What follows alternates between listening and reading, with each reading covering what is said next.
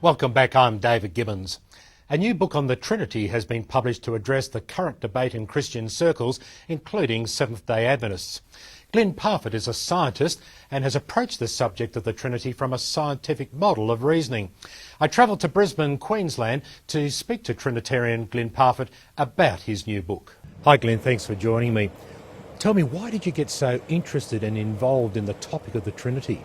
Well, David, it's a long story really. It harks back to the days when I was studying with Jehovah's Witness lady when I was a young fella. And more recently, though, a friend of mine plied me with questions, and then when she found I had some answers, she urged me to write a book. But I didn't need her urging because God put a fire in my bones to do it. I couldn't put it down, just had to get on with it. It's interesting, Glyn, that when you started writing this book 10 years ago, the topic of the Trinity was nowhere near as controversial as what it is today. Tell me, what got you started to write it back then? I could see that there were arguments that appeared to be very plausible and that people would get to believe that they were true.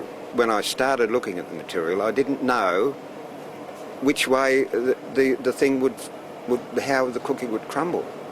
I had an idea, of course, but there was a lot of material that was quite new to me, and it was amazing the way the Lord led me to answers that I didn't know were there. So can you tell me, Glyn, what are the actual issues that Christians and Seventh-day Adventists are actually struggling with regards to the Trinity today? Well, David, there are two key issues. One is that Jesus, according to non-Trinitarian ideas, was at one time, way back in the ages of the distant ages of eternity, was begotten somehow by the Father. Whereas Trinitarians believe Jesus has always been there just like the Father has. The other issue is about the Holy Spirit. Non-Trinitarians believe that the Holy Spirit is the mind of the Father and or of Christ, the mind or spirit of them, not a distinct individual divine being like Trinitarians believe. So they're the two key issues. That's what I have mainly addressed in this book. Others have brought various views about the Trinity to the table. Tell me, what is your background, Glyn? Are you a theologian? Well, basically my background is as a scientist. I went to university, studied physical chemistry, did 11 years research at university, and so I brought my research skills to work on this. After, well, really in between my research at the university, I went to Avondale College and studied for the ministry, and I was in the ministry for 4 years. Well, that certainly qualifies you. Now, tell me about the book. How large is it? How many pages are there in it? What's in it? Yes, David, it did turn out rather large.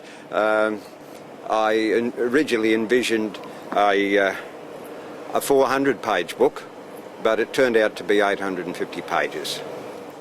So when was that published? They began printing it late December.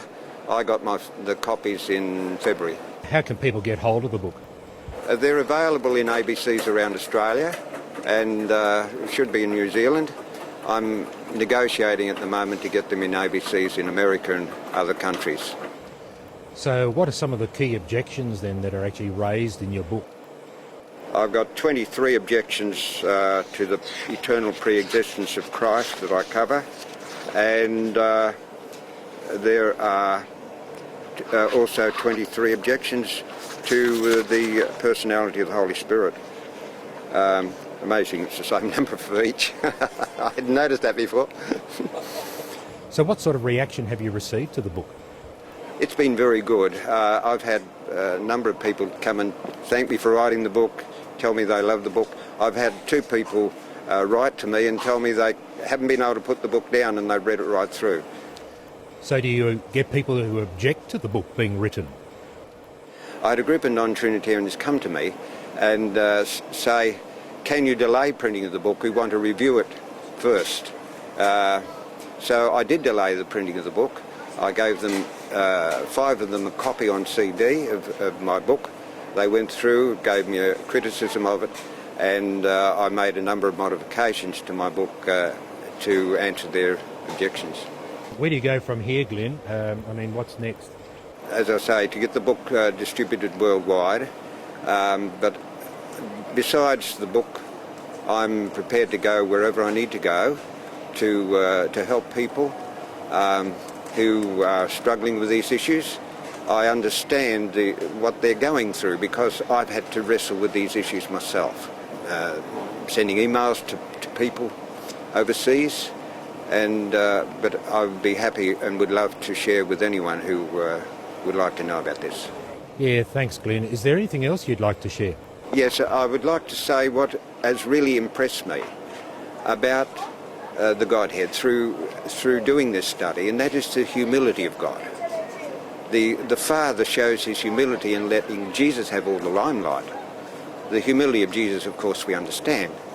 The humility of the Holy Spirit, the author of the Scriptures, is shown in the fact that he doesn't say very much about himself. And this has really impressed me. The three of them are there modelling this most difficult attribute for us to attain to, true humility. And I have tried, very poorly I'm sure, I've tried to show humility in the way I've written the book. Thank you very much, Glyn. That's been very, very interesting. And we'll see you after the break.